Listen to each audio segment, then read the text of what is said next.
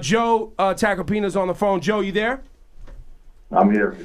So, Joe, can you give us the hard details on this Meek Mill scenario? We know the judge has said he violated his parole by having contact with police officers, and he's going to get 2 to 4 years.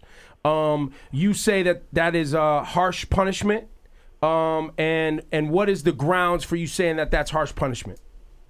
Well, it's violation of probation. It is. Or probation. It's not me saying it's harsh punishment. It's distorted and sort of a perverse handing out of justice, because if I were just, as Meek's attorney, the one saying 2 to 4 is really hard, it's ridiculous. I mean, look, I can give you 100 people right now that don't get 2 to 4 years for hard crimes, okay? I mean, we can go through the list. Okay. This is a technical violation of probation. This kid has been on probation for 10 years. Nobody's on probation for 10 years. Right. It was supposed to be a 5-year term that she keeps extending and extending because of various, what she says, the violations of probation. But they're technical violations for the most part. Like, you know, he's doing a tour, he's got a concert in Houston, and she said she wasn't notified in time of the schedule and things of that nature. I mean, probation violations are supposed to be, you know, when you're really going backwards in your rehabilitation. Meek has done nothing since he was a 19-year-old, but go forward and become one of the greatest entertainers in our country, and also gives back to his community, which is different than a lot of people do. So he should be the ideal guy of someone who has rehabilitated himself and has become something. But she keeps insisting on keeping him under her thumb for whatever reasons, and I quite frankly think they're perverse reasons that she's doing it. But I want to say one thing from the get-go. It's not us saying 2 to 4 is perverse.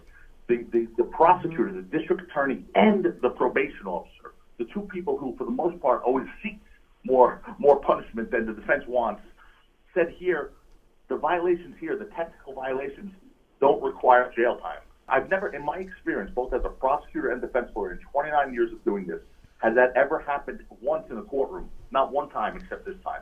Now, the other reasons that you have to look into the judge's conduct, and people are looking into the judge's conduct, believe me, but the other reasons is she's made requests of Meek Mill that are entirely inappropriate and, quite frankly, improper and illegal for a judge to make. We've read those, the ones about the management, you know, him stepping away from Rock Nation management in favor of one of her friends.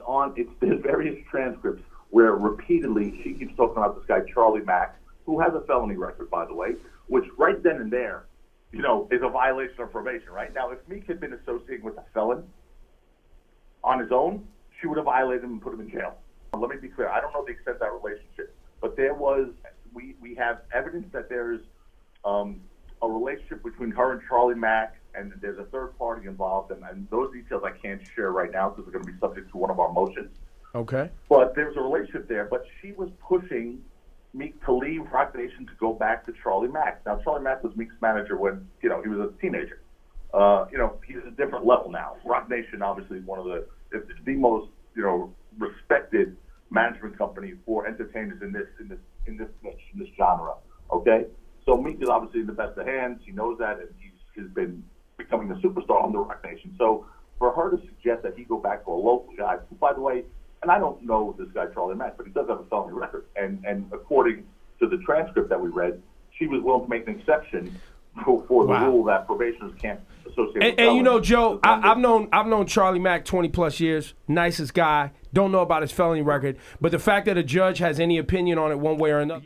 She shouldn't be making requests. Oh, listen, sing a song, redo a song, Boys to Men, but do a shout out to me. Talk about how I think positive influence in your life. Mention me by name. You know, she shouldn't be making that request of the guy that she's judging his liberty, and then making a request that she should change management companies. I mean, that's none of her business. I mean, and when she starts crossing that line, you then have troubles like you have now, where all of a sudden she gives him 2 to 4 years when nobody in the courtroom, including the prosecutor or probation officer, are saying any jail is appropriate. Then you have to start wondering what's in her mind. Does she feel upset that she didn't, you know, acquiesce to her request that she shouldn't have been making? There's a lot. Joe, I read also in transcripts where clearly there were emails sent, and you guys all have documentation of emails sent following proper procedure, and in the hearing, she acted as if she did not know about these things.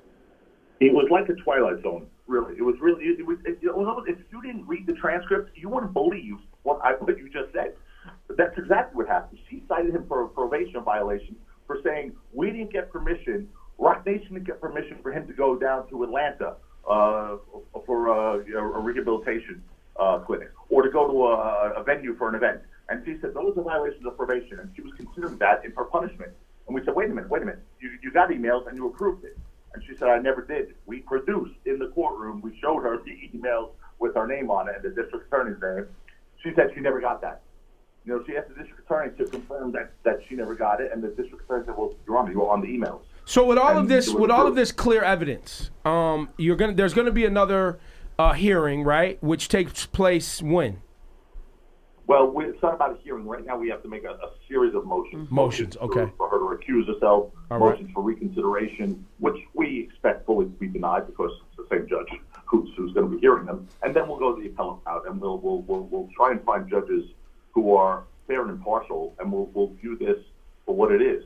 And look, just look at the facts. We're not saying treat Meek differently because he's a superstar. We're saying don't treat him differently because he's a successful young black entertainer who's been wildly successful and has this.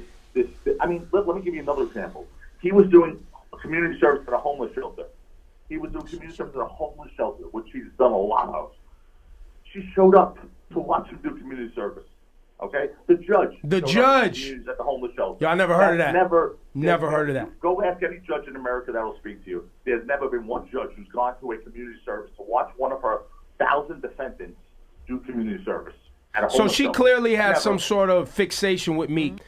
Joe, do you feel like this is what we're seeing right now, is that because he is a prominent male figure in hip-hop, they can use him as kind of the poster boy for behave yourself in Philly, or this could happen to you?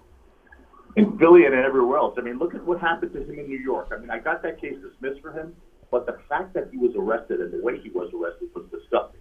He was doing a wheelie on a motorcycle bike with 8 other guys who were also doing wheelies during a video shoot for one of his rappers. Oh, it was for a video shoot? Wow. They arrest him, not that day. The cops were there that day. They saw it. Nobody arrested him. But someone down at the headquarters of Police Plaza made the decision to go pull him out of a community service event he was doing for the youth basketball league. When he came out surrounded by kids, giving autographs and doing pictures, 22 cop cars came around him and arrested him like he was John Dillinger. But here's the telling part. Out of the 8 guys doing wheelies, he's the only one that got arrested. Why? I mean, what do you think? If his name was John Smith and he was just another one of these other guys, there's no way he would have arrested him, let alone send 22 cars to dispatch. Well, especially if there was cops there when the video shoot was already happening and nobody had a problem with it at that moment. Because that changes the whole discussion. In the video is the cop van. You see the cops in the video. So they didn't say doing wheelies going, oh my God, we got to save New York and arrest this guy right now. They didn't do a thing. That changes the whole discussion, because as somebody who just sat here and heard the story, we gave him a congratulations, you played yourself, because it's like everybody knows you shouldn't be popping wheelies in New York City or doing anything crazy on bikes. They're going to get you. That's number one. But now you find out it's a video shoot and cops were there. Well, Joe, so the motions, then a hearing, this could take how long for Meek Mill? Because I mean, as an outsider, I'm looking at this, I don't see any way that they could keep him. With the amount of pressure that's going to come from the community, the amount of attention this is going to get on this judge, the amount of clear evidence that there was something, as you put it, perverse taking place. How long could this process take? Listen, the process could take, upwards of a year. I mean, in theory. But we're going to do everything in an expedited fashion, as we are doing right now. We're going to be filing everything in an expedited fashion. We're going to be seeking relief everywhere we can seek relief, from political members of the political society in Philadelphia, Pennsylvania, to judicial remedies that we could take with appellate courts. But we're going to do everything we need to do to get this guy out, because it is a perversion of justice. How he committed a crime? Then it's hard for us to argue. He made a mistake, whatever. But this guy has been someone who's actually turned his life around. I mean, the last conversation we had with him on his album, he came up here and talked about being clean and how much cloudiness he was under before and where his mind is at now. This is what we want. This is what we want from our entertainers. We want to be like him. But no, they have. Oh, we're losing you, Joe. I think we got the gist of it. Thank you for your time.